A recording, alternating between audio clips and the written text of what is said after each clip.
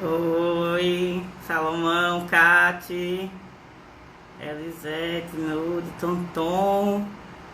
Vamos entrando. Lise. Vamos ver se a Michelle já tá por aí.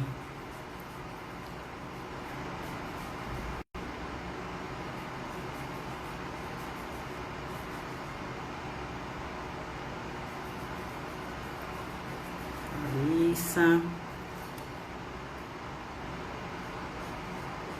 Michelle, você já chegou? Minha primeira live, gente. Estamos aprendendo aqui, né? Vivendo esse universo virtual.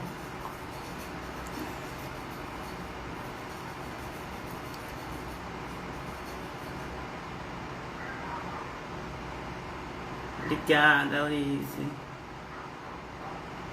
Deixa eu ver se. Ó, a Michelle chegou. Chegou. Luciana chegou. Tá chegando a galera de Aracaju aí que eu tô vendo. Vamos chamar a Michelle aqui.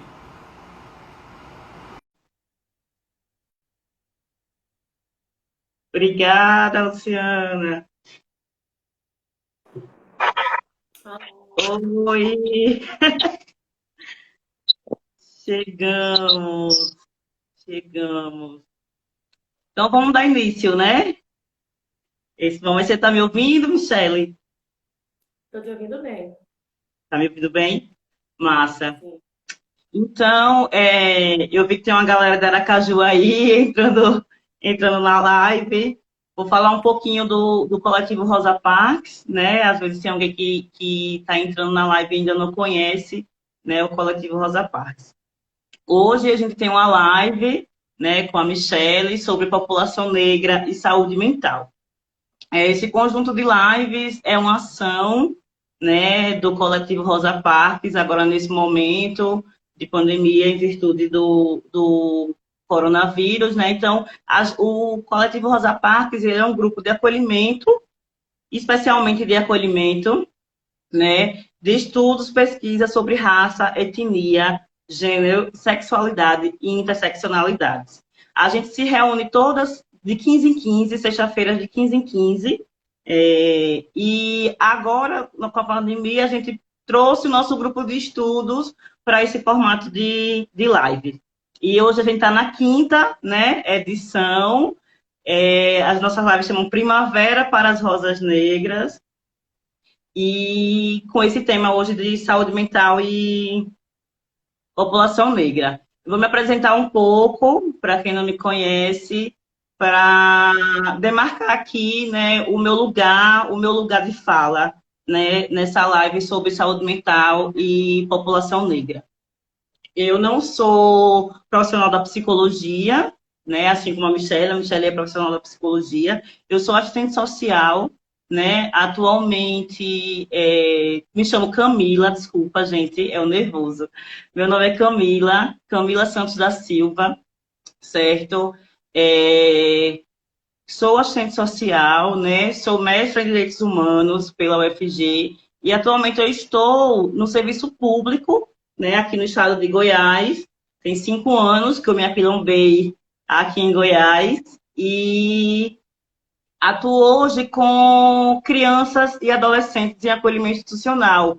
E a temática, Michele, de saúde mental, ela é transversal ao meu trabalho, né? Todos os dias eu preciso me debruçar sobre a política, né, de saúde mental. Trabalho em parceria com outras psicólogas, mas a saúde mental ela faz parte do meu universo também de trabalho, né? Às vezes de uma forma não muito legal, porque as pessoas que têm sofrimento psíquico, né, às vezes são taxadas como pessoas que não conseguem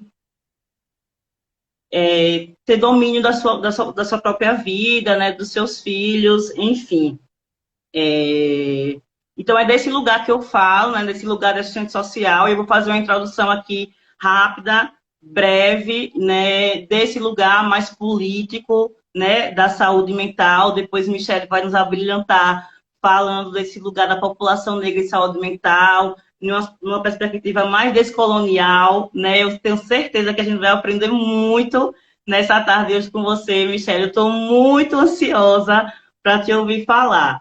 E dizer também que é um prazer, né, estar aqui mediando essa live hoje de Michelle. Gente, Michelle é uma conterrânea minha, né, sergipana, mulher preta igual a mim. A gente se identifica em várias coisas, né, Michelle? E a gente já trabalhou junta na política ambiental, lá nos Idos, em Aracaju, e eu estou muito feliz de poder mediar essa live, de poder te ouvir, né?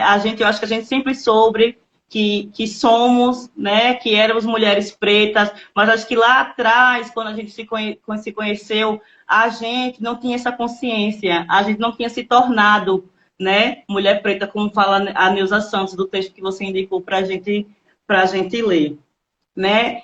E aí, fazendo esse apanhado mais geral, né, dessa live dessa semana, essa semana, segunda-feira, né, o 18 de maio, foi o dia da luta antimanicomial, né? A gente sabe que, historicamente, e na história, né, ocidental, a percepção de loucura passou por diversas transformações nessa história, e a loucura sempre sendo tratada como isolamento, com abusos, com abandonos, nessa sociedade que é patriarcal, que é desigual e que é racista, né?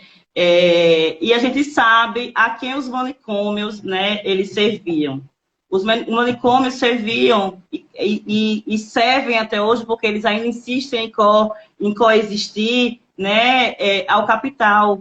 Mas lá no passado, quando ele era o único modelo, né, de política de saúde mental, quem ia para os manicômios? Gays, lésbicas, negros, prostitutas, mulheres que exigiam divórcio. Semana passada a gente conversava sobre maternidade solo, né? Então, mulheres que exigiam divórcio eram mandadas, né, para os manicômios.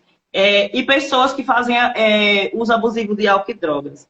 E o racismo, ele é sim um mecanismo, e foi e ainda é um mecanismo para manter esse tipo de barbárie, né? Então, desde a década de 60, a gente vem discutindo novas formas de cuidado, né, em saúde mental, nova forma de lidar com a loucura e com pessoas em sofrimento psíquico. E no início da década de 90, o Brasil criou os CAPs, né, um marco na política de saúde mental, a criação dos CAPs, que é o Centro de Atenção Psicossocial, que dá uma nova forma de se cuidar, um novo modelo de cuidado, tendo a liberdade, né? A Angela Davis fala muito de liberdade, né?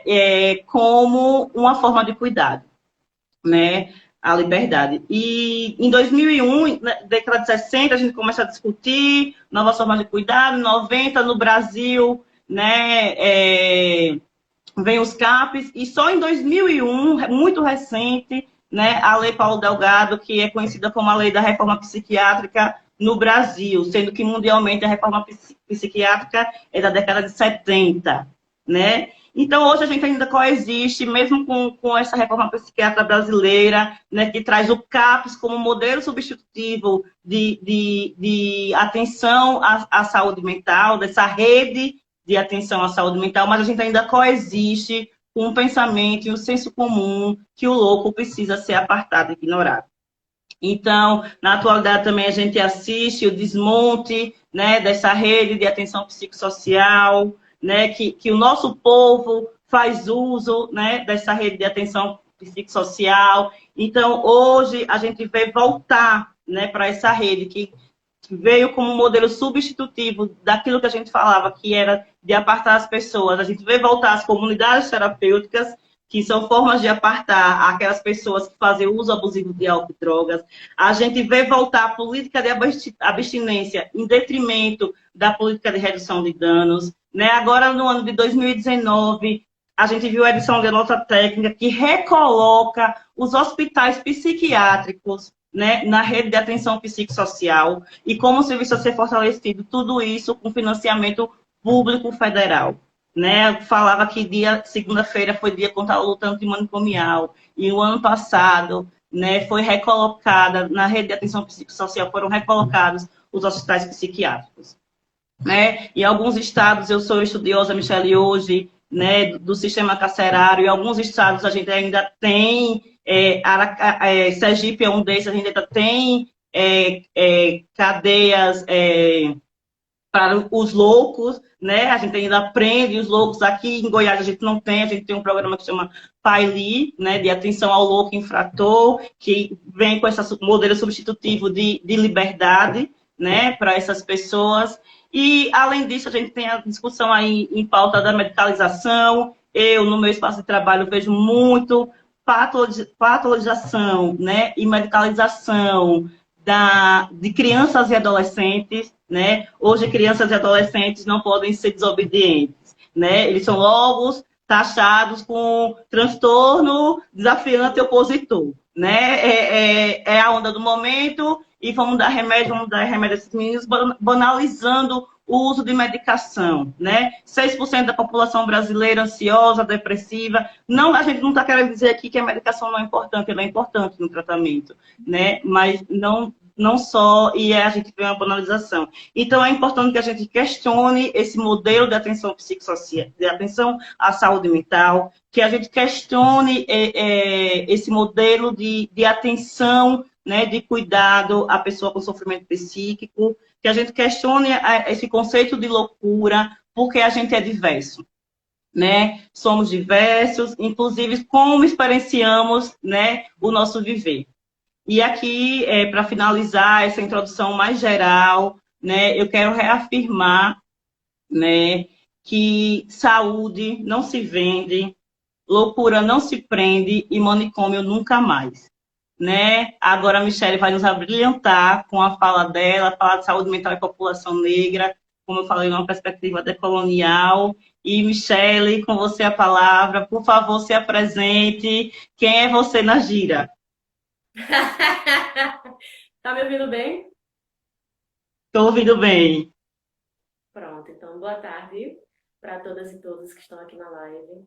Eu estou muito feliz, primeiro, por reatar esse contato com você, Camila, que eu sempre achei maravilhosa, sempre achei linda, e a gente nunca teve uma proximidade, né? Mas a gente tinha histórias que corriam paralelas. E eu acho que a gente tinha histórias que corriam paralelas porque a gente era preta, né? Agradeço muito ao coletivo Rosa Parks, né, a esse grupo de atendimento, de estudo e de pesquisa, né, por esse espaço de estar aqui hoje com vocês. Eu acho que é muito importante a gente conversar entre a gente mesmo, né, entre os outros também, mas entre a gente mesmo. Primeiro, a gente tem que se fortalecer, né, espaço de fortalecimento, ressignificação e reconstrução são essenciais. Não vou falar, né, de um ponto de vista decolonial, descolonial nem anticolonial. A perspectiva que eu trago é uma perspectiva africano-centrada, né? Sim, E pode ser estranho, africano-centrada, como assim, né? Ou afrocêntrica, afrocentricidade.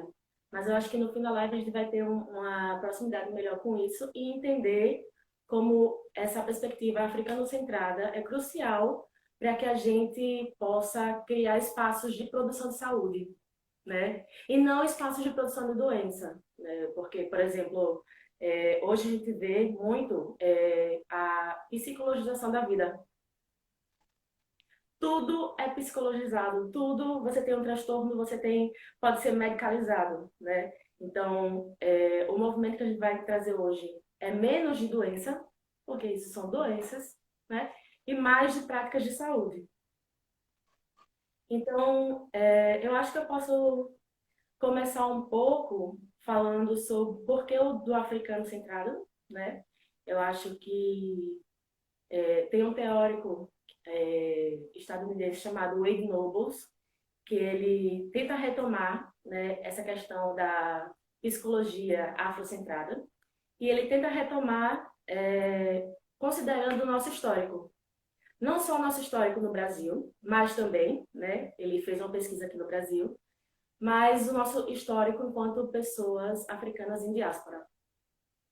Porque se nós estamos no Brasil, em qualquer lugar que você chegue, você vai ser negra, primeiro. Se a gente está em Cuba, a primeira coisa que você vai ser é negra. Se a gente está nos Estados Unidos, a primeira coisa que você é negra. Se a gente estiver na Europa, a primeira coisa que você vai ser é negra, né? E aí, existem vários povos com seu sistema de poder, de hierarquia e tudo mais, e nós não temos. Então, nós estamos dentro de um sistema que é anti-africano, anti-negro. Não precisa, né? Não precisa falar isso, porque é só ligar a TV que a gente vê o genocídio acontecendo. Então, o racismo, né, é uma expressão do genocídio, na verdade. E esse genocídio aconteceu, né, mais de 500 anos aí, e nós tivemos várias pessoas pretas arrancadas do continente e colocadas em várias partes do mundo. Colocadas em várias partes do mundo de uma forma que não eram consideradas como humanos, né? A Igreja Católica corroborou, infelizmente, né, que nós não tínhamos alma. Nós sofremos as piores agressões, foi um genocídio em massa que a gente sofre até hoje. Então, falar sobre isso é falar sobre raça primeiro, né? Quando a gente fala de racismo, a gente tem que falar do enfrentamento que é raça primeiro. E aí, a gente pode pensar, nossa, raça primeiro e a interseccionalidade. A gente pode interseccionalizar como for. Como for. Piores números de violência doméstica com mulheres negras. Piores números de homens nas praças, dormindo ao relento, é de homens negros. Os piores números de transfobia são de pessoas negras. Piores números de LGBTfobia, né, como um todo, são de pessoas negras. Os piores trabalhos, os mais periculosos, a gente está, enquanto povo, né, não é interseccional, a gente não é recorte, a gente é fundamento. Então, estamos as piores taxas de alcoolismo, né, as maiores taxas de internação no sistema prisional ou no sistema de saúde mental.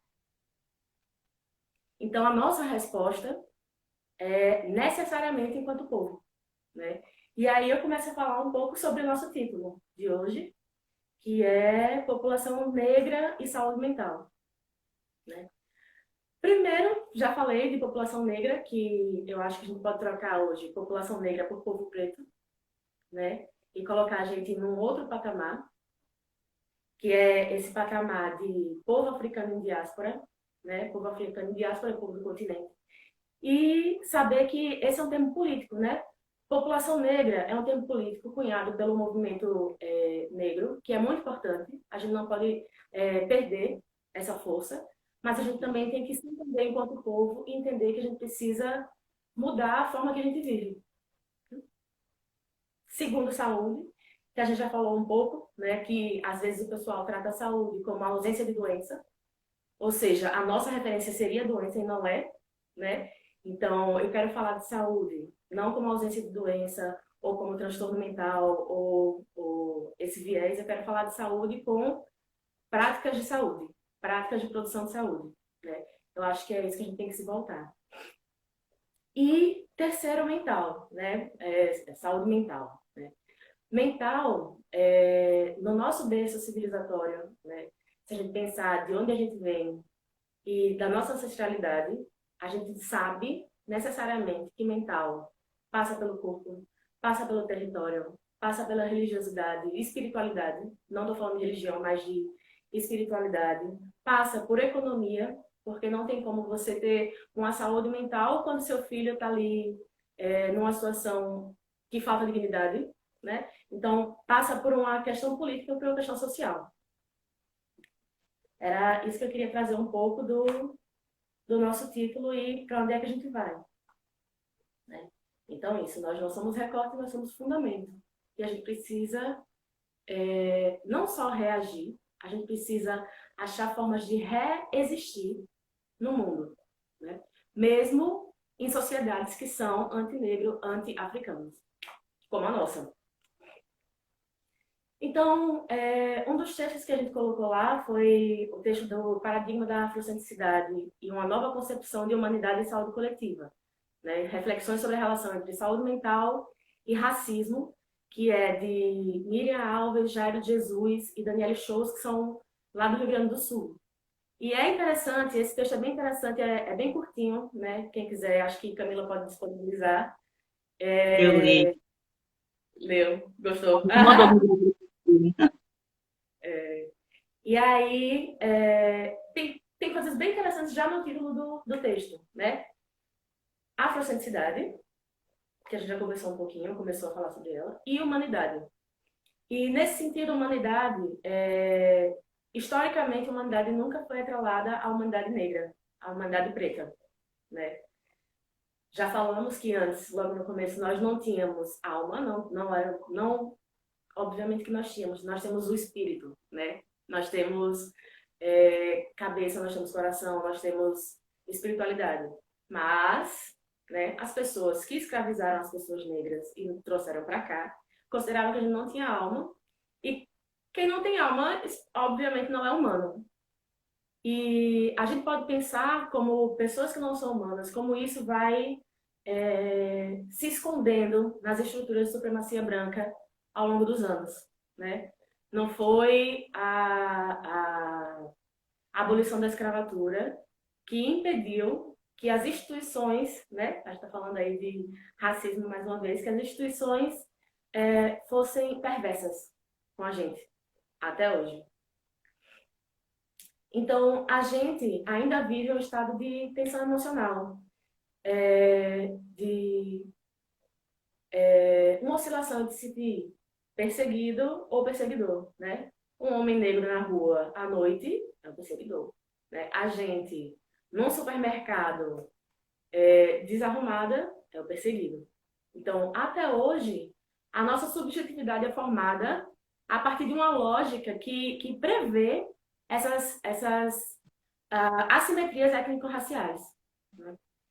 Então, o que esse texto vem trazer para a gente que é interessante nesse sentido? Ele vem discutir o conceito de humanidade, discutir o conceito de direito, né? Direitos humanos. A gente vê aí que a população negra é muito privada de direitos, né? E vai discutir também a falsa democracia racial. Nossa, parece que eu estou indo muito longe, mas eu acho que isso tudo se conversa quando a gente fala de povo preto e saúde mental. Por quê? Porque, por exemplo, tem um outro texto, né, que é bastante interessante, que é de uma autora baiana, né, chamada Neuza Santos Souza, e ela escreveu um livro, né, que Camila já deu aí a referência, que é Tornar-se Negro, que fala sobre as vicissitudes da identidade do negro brasileiro em ascensão, né? Isso foi em 1983, a gente nem era nascida. E nesse livro ela já vai trazer vários conceitos e vai trazer um estudo da psicologia, da psique das pessoas negras. E pessoas negras que vivem, né, num estado que é antinegro, que é anti-africano. Então, uma das coisas que eu acho que é bastante interessante nesse livro nós vivemos no que Marimbaane chamou de Maafa, né? Que é o grande desastre. Para a gente é o grande desastre. Nós vivemos na Maafa. E foi esse processo de escravidão, de holocausto, né? Quando o pessoal fala de holocausto, todo mundo se comove com o holocausto judeu. E é para se comover. Não estou dizendo que não é. Mas ninguém se comove com o holocausto africano, né? Que a gente vive até hoje. Quanto mais retinto você for, mais incidência de racismo cotidianamente você vai sofrer. E aí, vivendo na Maafa, como é que a gente pode, né, se constituir? Então, ela vai colocar que a gente se constitui subjetivamente muito por um ideal de ego que nunca vai encarnar no nosso corpo.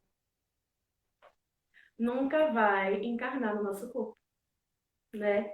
Não adianta, acho que várias pessoas adultas negras já quiseram ser de outra raça, de outro cabelo, de outros olhos, e isso é impossível. E mesmo assim, isso se torna um ideal. Por quê? Né? E aí a gente tem que parar e pensar como a gente está educando as nossas crianças. Como dá? Como dá? Né? A gente nunca vai culpabilizar mães e pais negros, nunca. A gente nunca como dá. Mas tem coisas que talvez a gente pode pensar, reavaliar na nossa casa. Tem um preto maravilhoso que se chama Marcos Garvey. E ele fez várias coisas, eu acho que, né, a fé. Ele construiu indústria, ele tinha navio, né? Ele juntou mais de 4 milhões de negros no mundo inteiro. E uma das coisas que ele fez também foi criar uma fábrica de bonecas pretas. Olha que simples, né? Uma fábrica de bonecas pretas, que foi um dos precursores para o Black is Beautiful. Que hoje o Black is Beautiful está bem disseminado na geração do momento. E eu acho que tem que estar mesmo. Que é, as pessoas pretas, as crianças pretas precisam olhar para o lado e ver pessoas pretas felizes e se achando bonitas, né? E a gente precisa também ampliar a questão de autoestima. A autoestima não é só olhar no espelho e se achar bonito todo dia. Não é. A autoestima tem a ver com segurança. A autoestima tem a ver que, ai, será que eu vou conseguir fazer o que outra pessoa está fazendo? E está fazendo pior, né? E faz pior e você ainda duvida. A autoestima tem a ver com você tentar ou deixar de tentar alguma coisa antes de começar. E a autoestima está muito relacionada para a população preta com melancolia, né? Também temos números muito ruins. Então, voltando para a Neuza, o livro que ela escreve, Tornar-se Negro, é essencial. E ela mostra como tem vários mitos em torno da nossa figura, né? Da figura das pessoas pretas. Um deles é: precisamos ser 2 vezes melhor, precisamos ser melhor, precisamos fazer mais só para estar equiparados. E quem está nessa lógica de precisamos ser melhor não percebe como isso adoece, até que adoece, né? Tem outro mito que homem negro é viril, né? Do falo grande e ele vai ser ótimo para transar. E a afetividade, né? Quem garante a afetividade do homem negro? A mulher negra é a fogosa, a gostosa, que vai ser o auge do sexo. E a nossa afetividade, né? Especialmente, mais do que a nossa afetividade e a nossa constituição familiar. Outro mito é a representação do corpo, né? O quadril largo e tudo, o beiço, o nariz, o cabelo. E muitas pessoas pretas aceitam essa mistificação. Muitas pessoas pretas aceitam e caem em processos que adoecem, né? Então, às vezes, e muitas vezes, acontece o processo delas quererem perder a cor, né? Fazer cirurgia plástica, não pegar muito sol, ou, ele falou alguma coisa de raça, mas eu vou fazer o vídeo do mercador, vou esquecer. Mas não esquece e fica, né? Então, ligada a isso, né, ligada a esses mitos, Neuza, ela pontuou que o negro que elege o branco como ideal de ego, né, aquilo que eu quero ser, aquilo que eu preciso ser, engendra em si uma ferida narcísica, grave e dilacerante, que, como condição de cura, demanda ao negro a construção de um outro ideal de ego, né? Um novo ideal que lhe configure um rosto próprio, que encarne seus valores, seus interesses, que tenha como referência a perspectiva e a história. E perspectiva é a história, né? Um ideal construído através de militância política, lugar privilegiado de construção transformadora da história. Então, a gente tem, né, um ideal de ego ou um ego que sofreu essa ferida, né? Não vou entrar na tecnicidade da psicologia, não, vou deixar assim, certo? Mas eu acho que se pode me interromper também, né, para conversar. Se quiser falar alguma coisa, ou se alguém quiser falar alguma coisa, eu acho que dá pra gente Estou falar. olhando aqui o tempo, mas pode falar, tá ótimo, te ouvi. Né? Então, a gente sofreu essa ferida e a gente parece que a gente quando algo é negado, quando a gente não consegue fazer alguma coisa, parece que é mais do que a frustração. E é mais do que a frustração, né? E aí, o que ela está dizendo pra gente, que eu acho fantástico, maravilhoso a gente pode construir um outro ideal. A gente pode construir um outro ideal. E um ideal que encarne na gente, né? Então, tem um símbolo que eu acho maravilhoso, que eu acho que está aí na marca de vocês, que é a Sankofa. Tá, não tá? Que vem dizendo que não é tabu voltar atrás e buscar o que esqueceu ou que se perdeu. Eu vou até mostrar, não sei se vai dar pra ver direito. Dá pra ver? Dá sim. E Neuza no livro vai falar muito sobre a gente ter a gente mesmo como referencial. E eu acho que Sankofa é um adinkra, que é um simbolismo do povo Akan, e é isso que ele quer dizer, né? Volte e pegue. E volte e pegue. Eu acho que foi fantástico que quando a gente sofreu o início da Maafa, né, que foi esse grande desastre que assolou nosso continente e nos trouxe separados para o mundo, vieram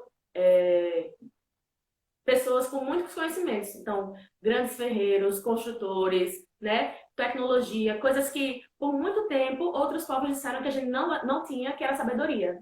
E foi a gente que construiu qualquer cidade, olha para o lado, né? Foi a gente que construiu qualquer cidade. Então, nessas construções, né, um desses símbolos de Sankofa ficou nas grades de ferro.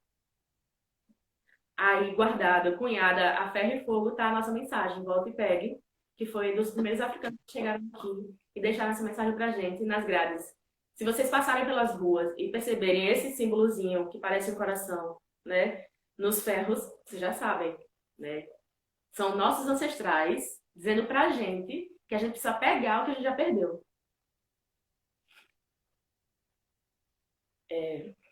E aí, a gente falou um pouco sobre Garvey, né, sobre bonecas pretas, autorreferência, sobre a fábrica de bonecas pretas que ele construiu, né, junto com outras pessoas pretas.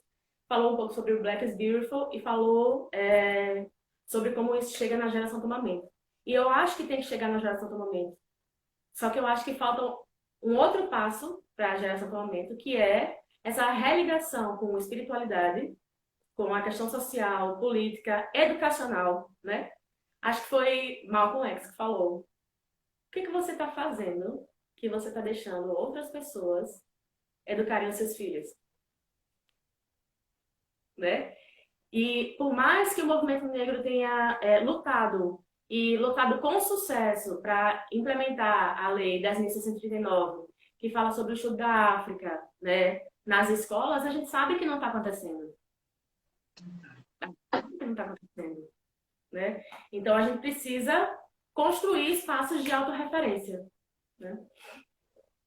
Tem um vídeo que eu acho lindo, né? Eu quero deixar só duas coisas. Eu quero deixar esse vídeo para vocês pesquisarem depois, que é um vídeo bem simples, que é uma pessoa que eu não sei nem se é africanocentrada nem nada, mas o vídeo dela é fabuloso, que é Tour pelo Meu Rosto, que é um vídeo de Gabi de Pretas, né? Lá do Papo, está no YouTube. E é um vídeo de 8 minutos que ela lançou tem 2 anos. E é fantástico. É fantástico. Eu acho que essa multiplicação de possibilidades de referência de beleza negra é maravilhoso. Tem outro que é MC Sofia, né? Para crianças. E funciona muito no espaço clínico, né? Nossa, que menina legal, eu quero ser como ela. E o Tu pelo Meu Rosto, que é porque me ensinaram a odiar os meus traços, né? Olha como eles são bonitos. E ela fala, é por isso que eu acho esse vídeo lindo, é porque ela fala de uma forma muito simples e ela exalta os traços que a vida inteira as pessoas diminuíram, tentaram, né, deslegitimar, tentaram dizer que era feio. Então fica aí. Outra coisa que eu quero deixar, né, que não coloquei aí, mas a gente acha fácil um texto, é um livro chamado O Espírito da Intimidade, né, que é de Sobofo Sombé, que é um livro que a gente tem que ler e ler e ler e reler várias vezes na vida, porque ele é maravilhoso. né? Ele é maravilhoso. Ele vai falar do que algumas pessoas chamam de força vital, outras pessoas chamam de axé, outras pessoas chamam de espírito, né? Então, a construção do espírito e como a gente pode ter formas para revigorar esse espírito. Como é o nome me chama, espírito, O espírito da intimidade. o espírito da... Intimidade, né? Ah, daqui a Ah, pouco alguém aí escrito. Espírito da intimidade. Né? Então, um outro autor que eu acho que a gente já falou um pouquinho, que é o Wade Nobles, né? Ele também traz uma relação de uma psicologia afrocentrada. E como é isso? Não é tentar empretecer a psicologia. Não é, né? Ele faz esse resgate de olhar e colocar a África no centro para analisar como a gente pode trabalhar questões clínicas de psicologia. E por que é que ainda se defende a psicologia, né? Tem vertentes que dizem que nem psicologia a gente deveria ter. A gente deveria fazer um resgate tão cru que nem psicologia deveria ter. Mas eu acho que vivendo na Maafa, né, a gente precisa ainda de um processo intergeracional.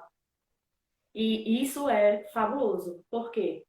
Porque as pessoas que sofreram no início da Maafa, que foram retiradas do continente, elas sofreram crimes que a gente não imagina.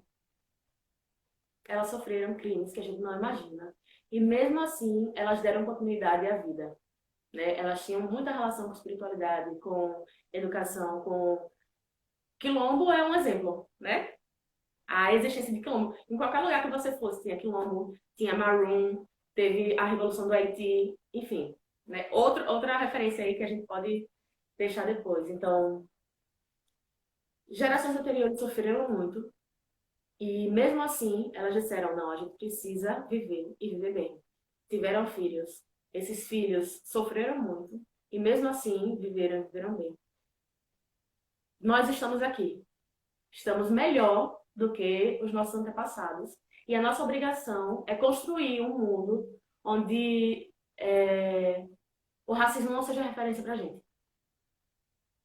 Né? Não basta pra gente viver numa sociedade antirracista, porque isso ainda tem o racismo como referência.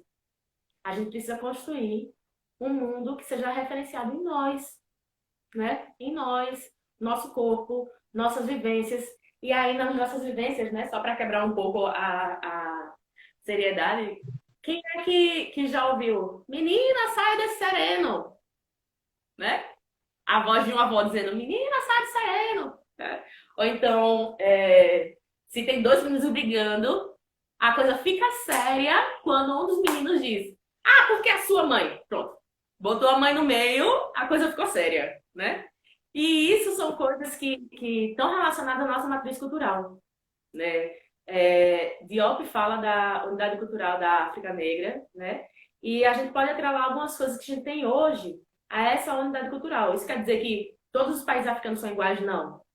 Mas que a pelo menos... meladinha, Michele, a meladinha que a gente faz muito aí no Nordeste. A meladinha tem uma referência, né, na nossa ancestralidade. Me ensine!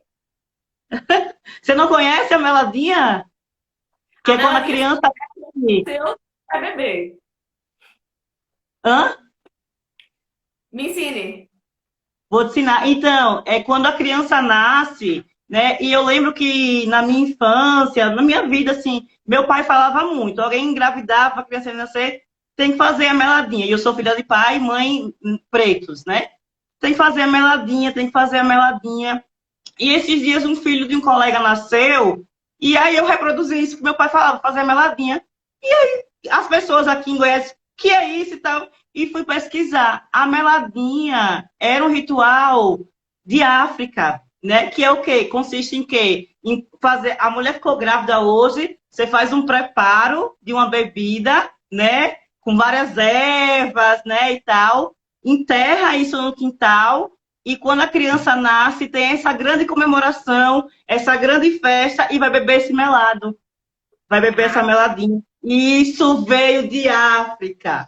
né? Isso é dos nossos ancestrais. E meu pai falava assim em casa, e a gente fala, às vezes reproduz, e a gente não sabe que é nosso, né? É, Que é esse mundo, tá dizendo que o mundo, eu acho até que ele já é construído com várias referências nossas. A gente não diz por conta do epistemicídio e do genocídio, né? De quererem matar a nossa cultura, né? É nosso já. Pode exatamente. continuar. Adorei saber, porque é, a Sobofu Somé, no Espírito da Antiguidade, vai falar de vários rituais, né, que são feitos coletivamente. E aí tem alguns de quando a criança nasce, em alguns locais e tudo mais. E isso é uma espécie de guardar a nossa coletividade, né? Porque você vai comemorar, você vai trocar afeto, você vai produzir saúde em coletividade, né? Porque todo mundo precisa ficar feliz. É isso. Daqui a pouco eu tenho que parar, não é isso? Sim, tenho mais 5 minutos. Beleza. Então, pronto, o Edenovos, né? Ele vai falar da psicologia que é afrocentrada. Então, ainda hoje a gente vê muito uma psicologia que nasceu, né? Psicologia enquanto ciência, psicologia enquanto profissão. A psicologia clínica nasceu muito da família burguesa nuclear branca. Então, pai, mãe e filhos não se aplica a gente. Inclusive, a meladinha, né, dá para fazer uma ponte. Porque, você vai morar na sua casa com seu pai e sua mãe. Ok, você não vai morar na sua casa com seu pai e sua mãe. Porque vai chegar um tio, que é um irmão que vai comer. Vai chegar sua avó, ou você vai para casa de sua avó, vai para casa do seu avô, e vai almoçar lá. E o que sua avó e seu avô falarem é lei, né? Você vai ser tia de um bebê e o bebê vai te chamar de mamãe de tia. A gente tem outras relações, a gente tem uma relação familiar que é ampliada, né? E tentar essa coisa de individualismo, tentar essa coisa de família nuclear, muitas vezes também leva a gente a adoecimentos, né? Não estou dizendo, não estou romantizando a família, não estou romantizando a família. Como eu falei, a gente vive numa AFA, nem sempre a família é como a família que era, né? Ou as relações familiares eram aquelas que de coletividade e maravilhas em África. Mas quanto mais a gente vai se aprofundando nas leituras, quanto mais a gente vai se aprofundando numa visão africanocentrada, mais a gente resgata a nossa nação familiar, né? E eu vejo isso acontecer muito. Então, aqui, né, esse estado que é antinegro, ele tem várias práticas de embranquecimento e várias práticas de criar essa ferida narcísica que a Neuza falou. E eu acho que ela deixou uma mensagem que foi: precisamos nos ter como referencial, né? O Ed Nobles também fala: precisamos nos ter como referencial. Naim Akbar, ele é um estudioso também preto, né? Outro estudioso preto é Amos Wilson, né? A gente precisa resgatar essas pessoas. Mas Naim Akbar vai falar sobre terrorismo psicológico, doença mental e genocídio cultural. O que a gente vive se não é isso? Né? Terrorismo psicológico, doença mental e genocídio cultural, né? Então, ele vai criar pessoas que têm o ego alienado, que acham, não, mas vai criar pessoas que, mas eu não sou tão preta assim, né? Vai criar uma morenidade, né? As pessoas mulatas querem aceitar que são mulatas, quando a gente já sabe que mulato é um termo pejorativo, né? Que quem não souber, dê uma pesquisada aí, porque eu não quero nem falar. Vai criar uma desordem contra si mesmo, né? Que é a autodestruição, que é essas taxas de alcoolismo, taxas de drogas que não são, não dizendo que drogas e álcool não seja algo que todo mundo não possa usar, né? Assim, porque você mesmo está no sistema e está falando de redução de danos, né? Mas a autodestruição, né? Nesse O uso sentido. abusivo, né? Como?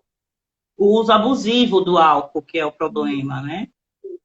Na Yankba fala de autodestruição mesmo, que é querer se Sim, autodestruir. destruição, sim. Isso. Fala também sobre disfunções de personalidade, né? Ou, enfim, coisas que a gente já sabe que acontece. E que a gente precisa dedicar esses últimos minutos a dizer: sabemos que é assim, sabemos que vivemos nesse estado, sabemos que vivemos na AFA, Então, o que a gente precisa fazer? Né? Como é que a gente consegue resistir? A gente consegue resistir, especialmente enquanto coletividade. Né? Garvey falou lá do projeto dele, que é um projeto político, social, de educação, de espiritualidade e financeiro. Né? Se a gente não pensar na gente enquanto um povo, pensar em saúde mental, vai ser uma coisa fragmentada. E a gente sempre vai estar nos piores números. Né? Então, é isso que a gente precisa fazer.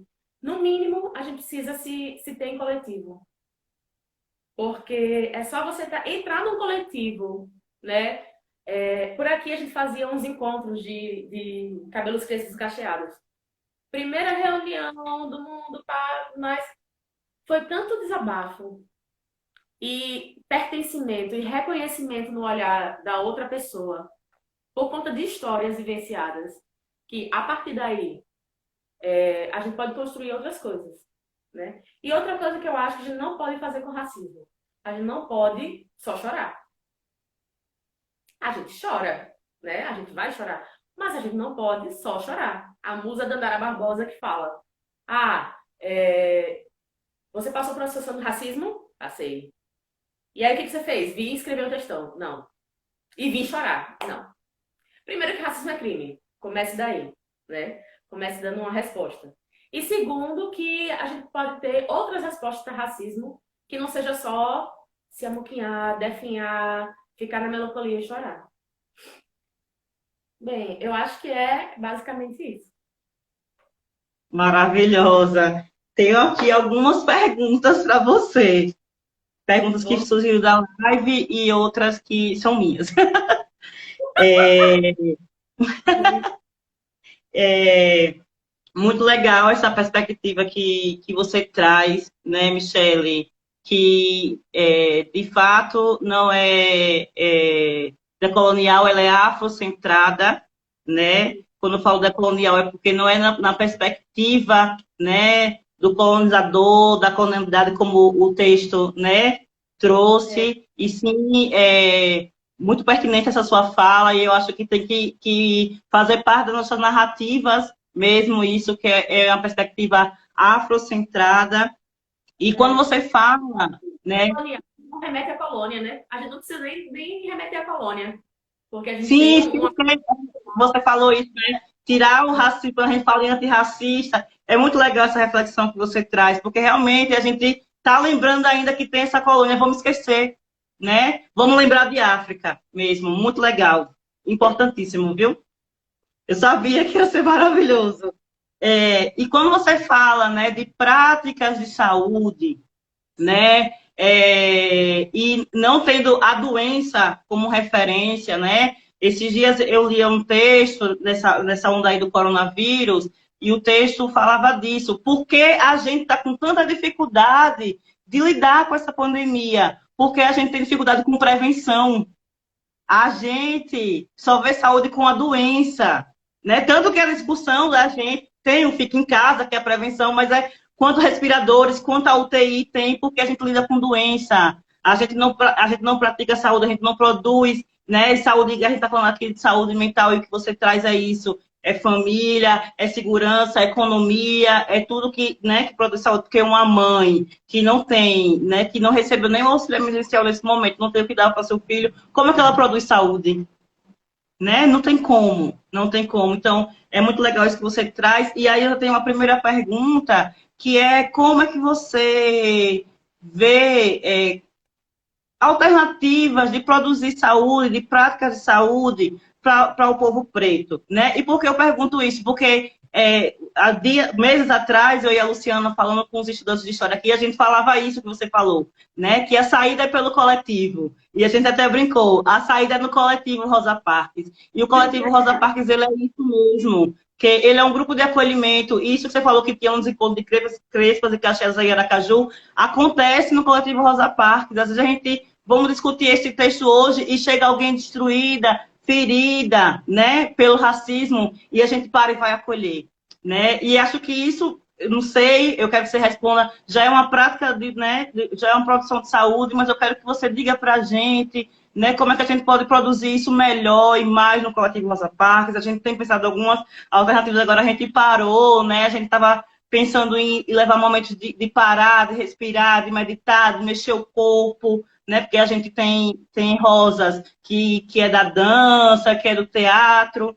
Enfim, eu queria que você falasse mais sobre práticas de saúde para o povo preto, né? Tem uma pergunta da professora Luciana, que é se você conhece África, né? E se você pode falar dessas referências, né, de África. E outra reflexão que eu fiz durante a sua fala, linkando muito com a live passada e com todas as outras, da Juliana Jardel, que passou por aqui falando de ritmo, né, de ritmo interno, junto com a Rafa. A live passada foi sobre maternidade, e a Lisiane falava disso, né, desde a maternidade solo dela, de como é, e eu vivencio isso junto com ela, porque a Lisiane é minha irmã de alma, como é criar uma criança preta, né? E Michele, veja, a gente está no Centro-Oeste, a gente não está em Aracaju, perto da Bahia, que a gente vê mais pretos aqui, a gente não tem, né? Isso, então, criar Eduardo aqui, né, com essas referências, e é difícil, e a gente tem feito isso em escolas que realmente a lei, né, não é cumprida,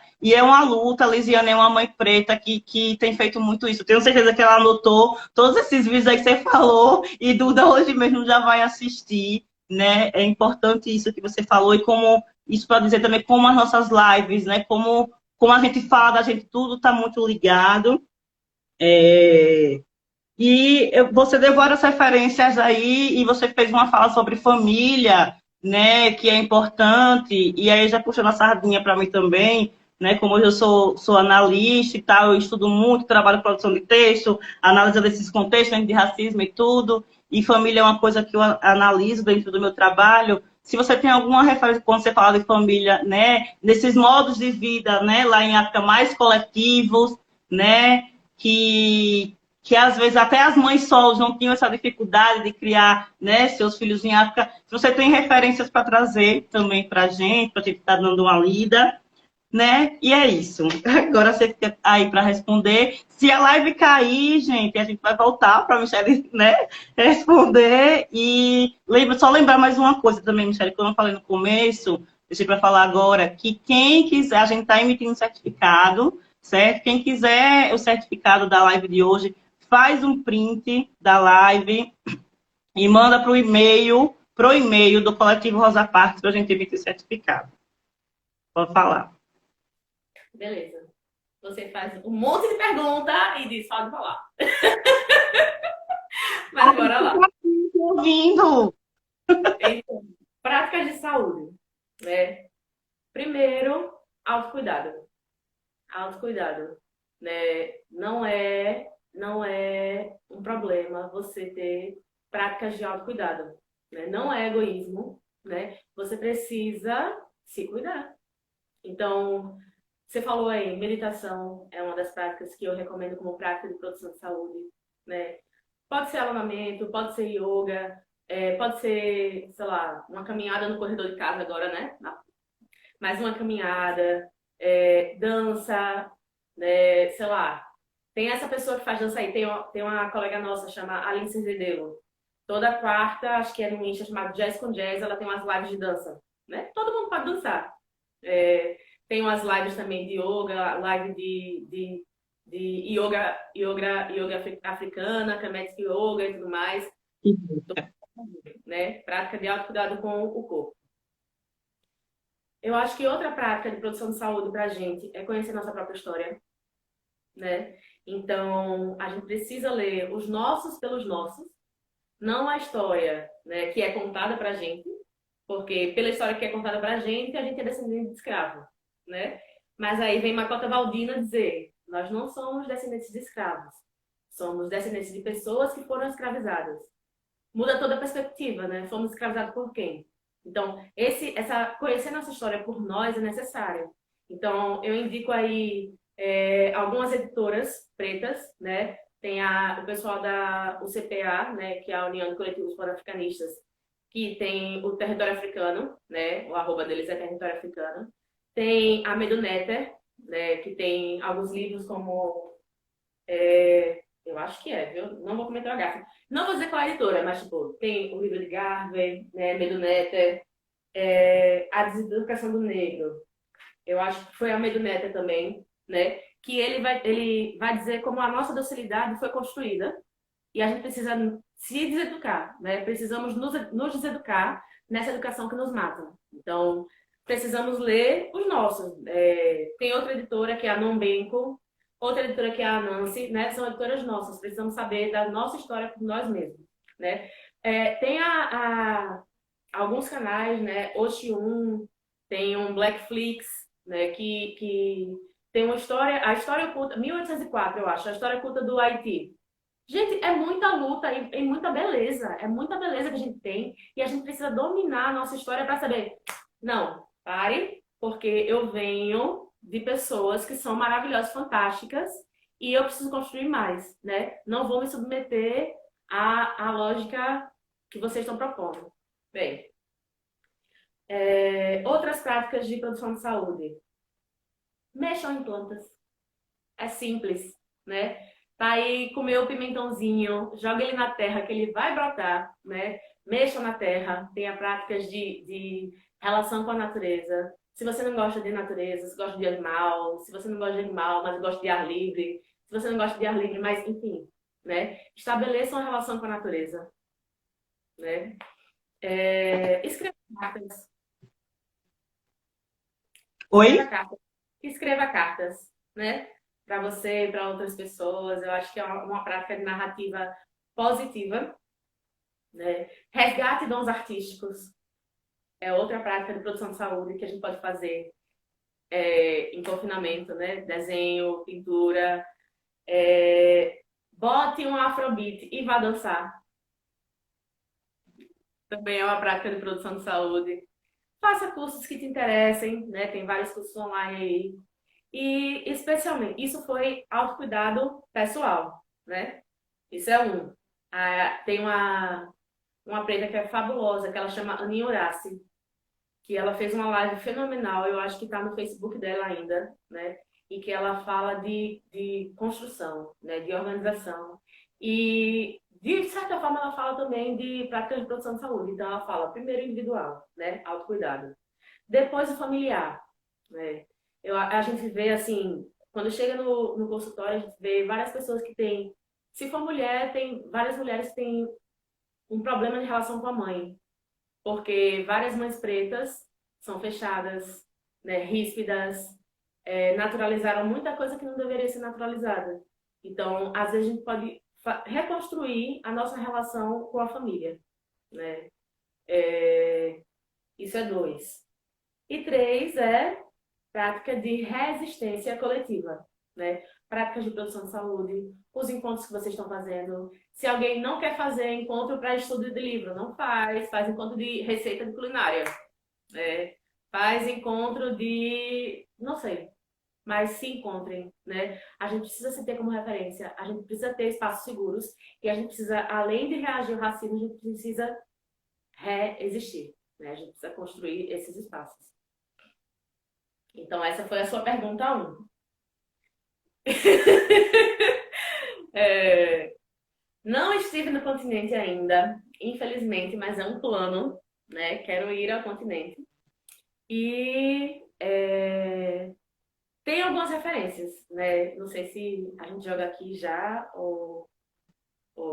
Olha, pronto, vou dar uma referência só que eu acho que facilita.